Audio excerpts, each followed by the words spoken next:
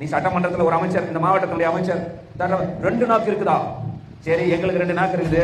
தர்மபுரியில 1, இங்க வேணும்னு சொல்றோம், இங்க வேணாம்னு சொல்றோம். அதை புரிஞ்சுக்கிற அளவுக்கு மூளை இருக்கணும்ல. புரிஞ்சுக்கிற அளவுக்கு மூளை உங்களுக்கு இருக்கா? ஒரு தடவை இல்ல 10 தடவை சொன்னோம். மேல்மா சிப்காட் போராட்டத்திலேயே மருத்துவர் சின்னையா அவர்கள் நின்னு மேடையில பேசினதை காது கொடுத்து கேளுங்க. தெளிவா சொல்லியிருக்கிறாரு. திருவண்ணாமலை மாவட்டத்திலேயே இன்னொரு சிப்காட்டை நீங்க கொண்டு வாங்க, நாங்க வரவேற்கிறோம், எதிர்க்கல.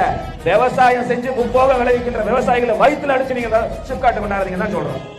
விளைவிக்கின்ற நிலத்தை, முப்போக விளைகின்ற நிலத்தை புடுங்கி நீங்க சிப்காட்டு கொண்டாடுறீங்க தான் சொல்றோம். இங்க ஒரு சட்டமன்ற உறுப்பினர் இருக்கிறாரு, அவர் உட்காந்து பேட்டி கொடுக்கிறாரு.